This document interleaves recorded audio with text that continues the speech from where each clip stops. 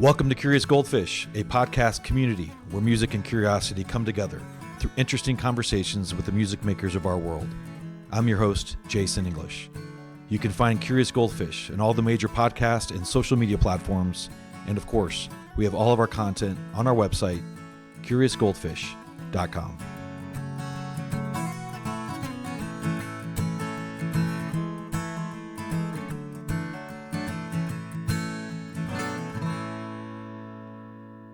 Mike, good to see you again. That's my friend. I miss you, man. Yeah, I miss you too. I mean, we stayed in contact ever since. Yeah, that was so fun. From the whole time. It's been great. It was great meeting you last spring in Georgia, and we've kept in touch. You've been a great supporter of what I'm doing, and I love all the things that you're doing. So likewise. When we talked, though, it was funny because all I had was a couple of microphones because I had just started and I was doing the audio conversations, right? Which was perfect for me because I have the face for audio podcasts. But when I was with you, I'm like, this guy is way too good looking to just do audio. So I hired the video crew just for you. Just for you. So you're going to make us both look good. I hope. Man, maybe not me. Handsome devil. But anyway, good to see you again. Yeah, you too. So we're here at 30A Songwriters Festival. It's your second year. Yeah. Right? Yeah. Do you have any goals this weekend that's different than last year? Oh man, last year was so overwhelming. It was so great. I loved every minute of it. My goal last year was just to be a nice enough guy to get invited back this year. So I'm living the fulfillment of that goal. And today, I mean, a big part of it this weekend, Lindsay and I have been talking, is just get out there and meet people, you know, and be the networking. So many good things happened from last year from just meeting other artists and talking to them. But that's something I have to force myself to do. Yeah. Because my natural inclination is to go back to the hotel room and just be alone. All right. Well, you do have a new album to promote too. Yeah, which is fun. That's different. Yeah. Yeah. So congrats on that. Yeah. Thank you. Because I think when we were talking, you had just released one of the songs, and you were finishing all the others. Now you're here, and you're promoting that. I guess what's been the feedback so far? Not that it's bad, but what stuck out to you that may have surprised you about some of the songs that people are listening to? The critics have largely ignored it. No, what stuck out to me, I would say one thing is some of the darker songs that I was hesitant to put on the record. Oh, okay. People have reached out and said that's my favorite song. So that's good to hear. Especially when you put it out there, kind of apologetically, tentatively thinking, I don't want people to think they're getting one thing from me because most of my music is very hopeful and happy, or at least very hopeful. And there are a couple songs on there that are not so, and they're not rescued at the end of the song by some final verse of hope. Right. So having people that I feel like are pretty upbeat people go, oh, that's my favorite song. Just tells you there's that darkness and that those questions and doubts and despair in all of us. Yeah. So it resonates. I think people relate to all that. So the album's called Call It Life, right? Yeah. How many songs are on it again? There's 11 songs. 11 songs? Okay. So we're going to dig into some of that momentarily, but it is January. It is the 30th Songwriters Festival. Yeah. But you have kind of a new tradition in January on social media, right? Yeah. Doing the daily sobriety, not update, but it's... Sobriety is. Yeah, Sobriety is, yeah. I guess, I know we talked about it, but I think 8 people probably listened to that conversation, unfortunately, including my mom 4 times. No, just kidding. Lindsay may have listened to half of it. That's how I get my streams up. Also, that's right. I'm a big family. No, but in all seriousness, we talked a lot about it. Yeah. Because it was that's how I got to know you without getting to know you personally. Is I was like, oh man, this guy is like really opening up. What was the feedback since you did that last year, and obviously you're doing it again? Yeah. And I guess remind us all why you're doing it and what it actually is. Yeah. Well, I quit drinking, sort of accidentally quit drinking 3 years and some odd months ago. And during that 30 days, it was such a weird sensation to not be drinking because I drank every day and I drank too much every day. And so I didn't know if it would be a 1 week thing or a 2 week thing, but I don't know. I noticed, I think on the first day, that this is a good reason I'm not drinking, or this is something I noticed. So I pulled out my phone and I said sobriety is, and put number one, and I wrote something that I noticed about my life that day, mainly as something good to motivate me to do it another day, because I was really probably just trying to get to the end of the week or the weekend. And so I did that for 30 days. And by the end of the 30 days, I was just telling people, I'm not drinking right now. I'm not drinking, because you go to meet friends that you always drink with, or go to places that you always drink, and they go, whoa, wait, you're not? Right. I'm not right now. And so that was 3 years and some months ago. Awesome. And but then last year on January 1st, I just thought, you hear a lot about dry January, and I thought, well, maybe I can share those. I have them there, and I quit making the list after 30. But so last year I did it, and people were responding to it. Again, sort of like the people coming out of the woodworks to say they like the dark song. People were kind of coming out of the woodworks going, hey, thank you for that, and it didn't go viral or anything like that, but there were strangers that seemed to be interested in following it, and more importantly, there were people I knew that were friends that were texting me going, hey, thank you, and handing me notes going, hey, because of this, this is my first time ever going a month without alcohol or something. So then as the year came back around, I decided to give it another go. Is it the same 30 things, or have you added to that you're not doing I've this been doing different ones. Yeah, I have dug back and gone back to the original note from 3 years ago and pulled those up. That's been really cool to look back and notice. But also in these 3 years, I've noticed even more things that are maybe a little bit more coachy and less observational. In the first one, it was sobriety is throwing the football with Turner, right. Because I would have the energy, because I hadn't been drinking. I would have the energy to go out and throw the football with him, rather than just going, hey, I'll sit here and why don't you throw it up in the air and I'll watch you catch it. Yeah. I'm just kidding. I never would do that, but some version of that, Something like of that, kind of sitting out while you could be digging in with your kids. Yeah, kind of half there. Yeah. So that was the first round, and this time I have been saying some other things that are a little bit more coachy about, like, sobriety is better if you talk about it, easier if you talk about it. Don't keep it to yourself. And there's that weight of, if you tell people you're doing it, there is, a little bit of a expectation that you will do it. If you're saying, I'm not going to do it for this month, well, then put it on record, say it. So there's been some of those kind of helpful hints. Not to be a therapist for every other artist that's out there, but if I've talked to 10 artists, my guess is 6 have had some bout with some addiction. Yeah. Most of it's alcoholism.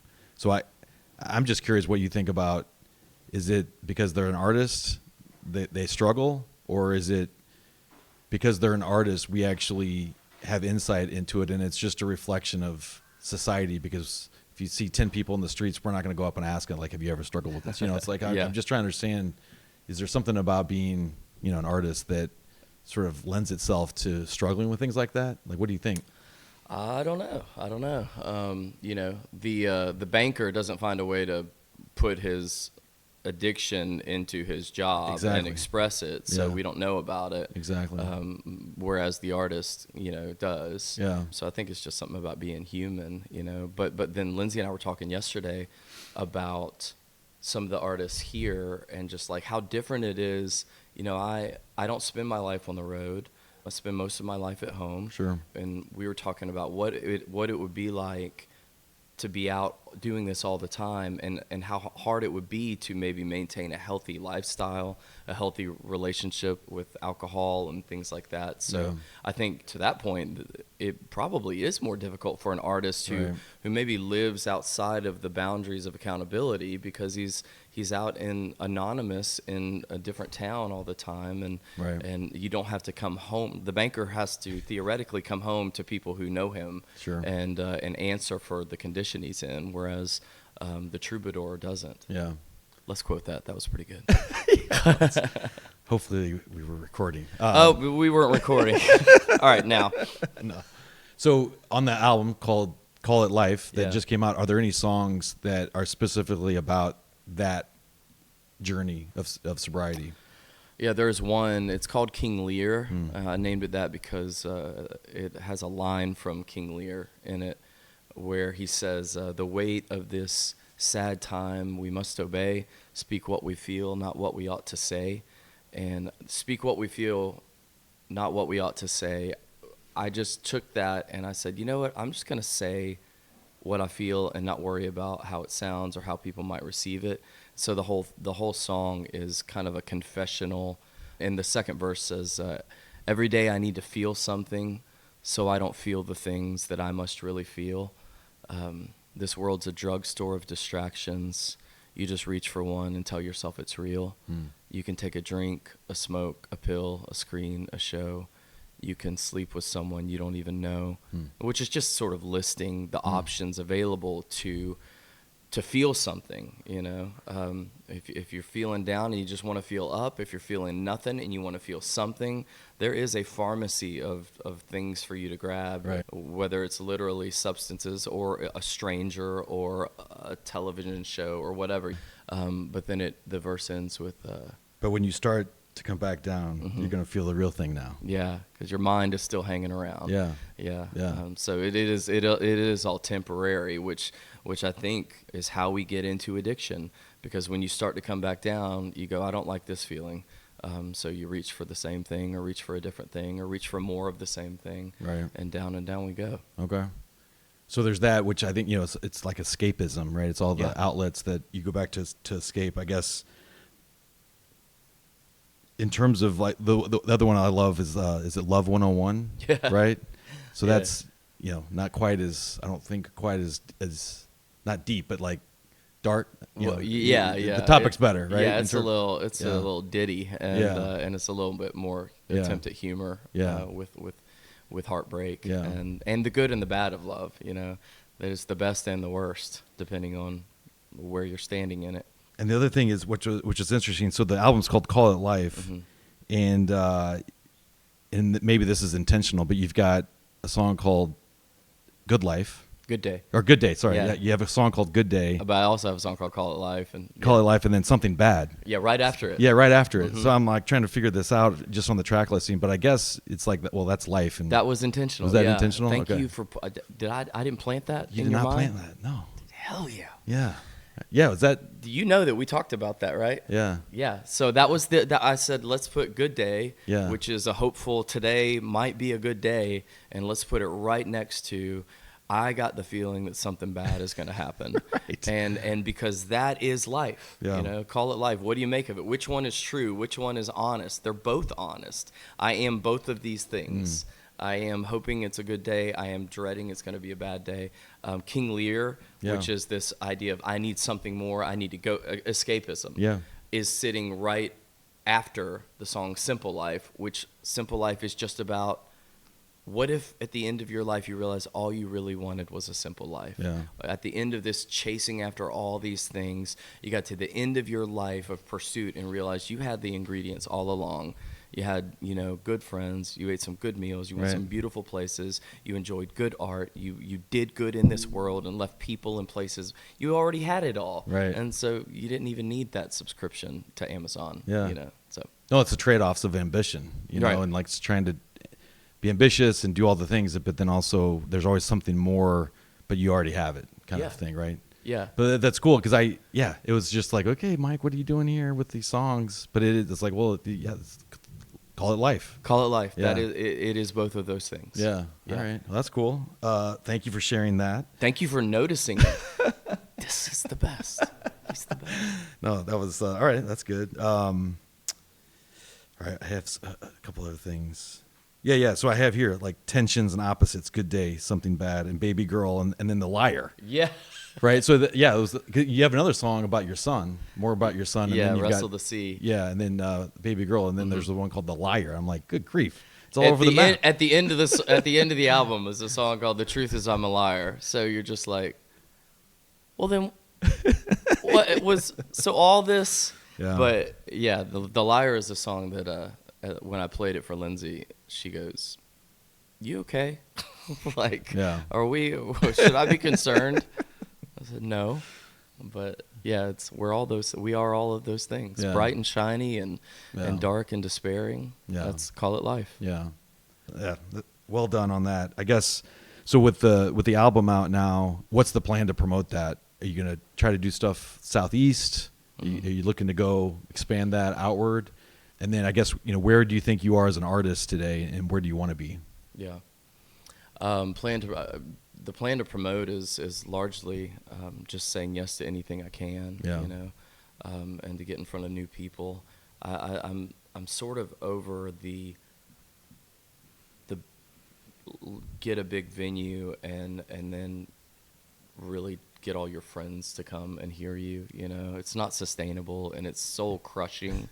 They don't show up. I mean, or worse, they do show up with this sort of, oh, no way, I'm here. Oh. You saw I came. And oh, she's really? I came. How I mean, any artist out there, when you have to fill the room, and you're not sure that it'll be filled with people who just love your music, well, then you're hitting up your friends and your family, and you're like, hey, come, and then they come, but they are expecting, some appreciation for coming, which is, you really, ideally, you just want to play for people who wanted to come, and that's sort of where I am now. So I just want to go and play for, no crowd too small, I want to say yes to anything, any place, and that's, it sounds pretty simple, but I'm a simple-minded guy, I guess. I don't know what else to do for promoting and getting it out there. I know that I love this album. I love the songs that are on it.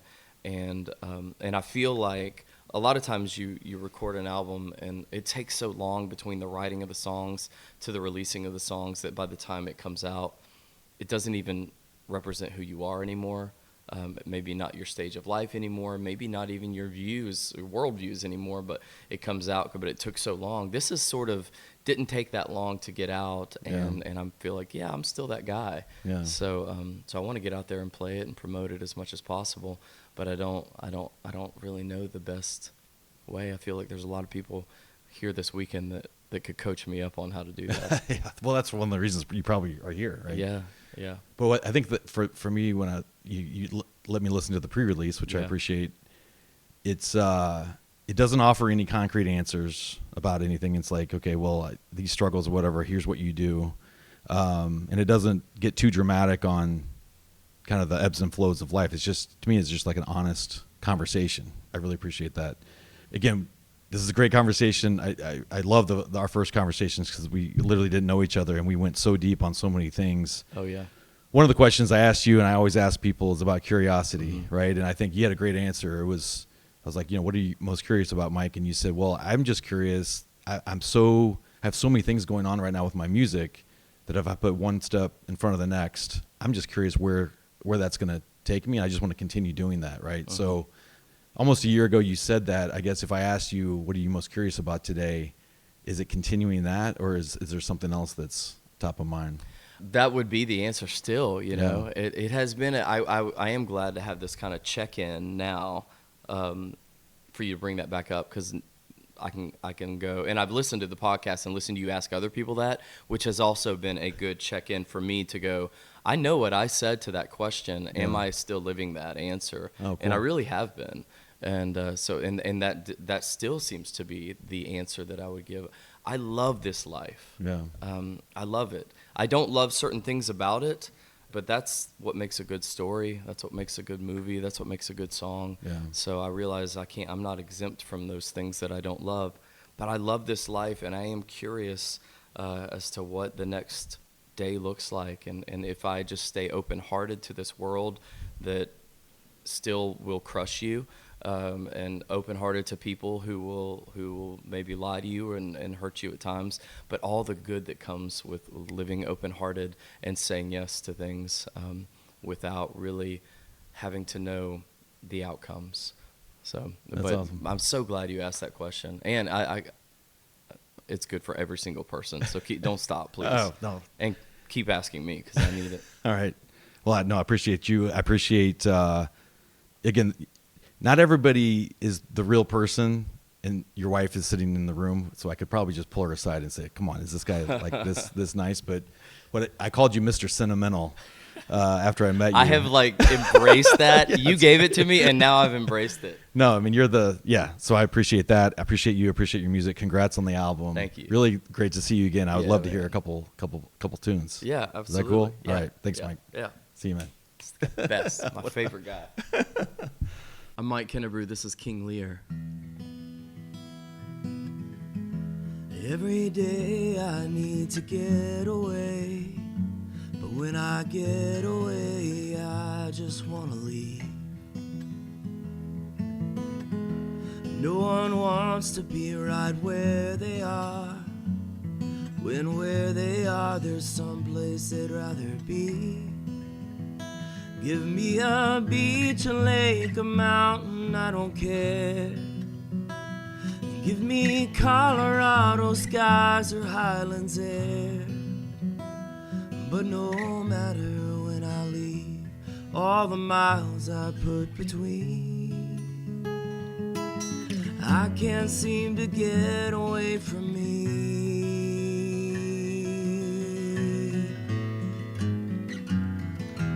Every day I need to feel something, so I don't feel the things that I must really feel.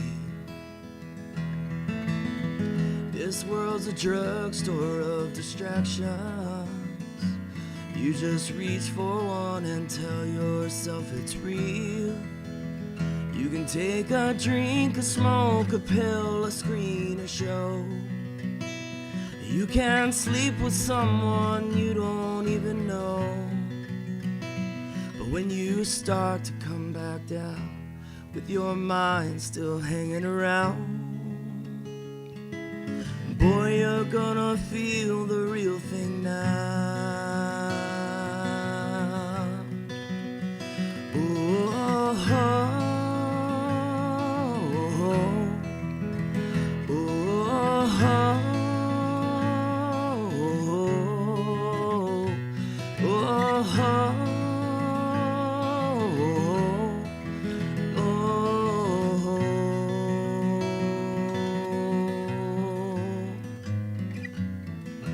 So I sit here holding my guitar. In my own backyard I listen to my life and wait for something real to find me here. I'll try to sing it clear and twist it to a rhyme. Oh, the weight of these days I must obey and speak what I feel, not what I ought to say. And if I get it close to true, I might remind you of you, and we both find a friend along the way. Oh, oh,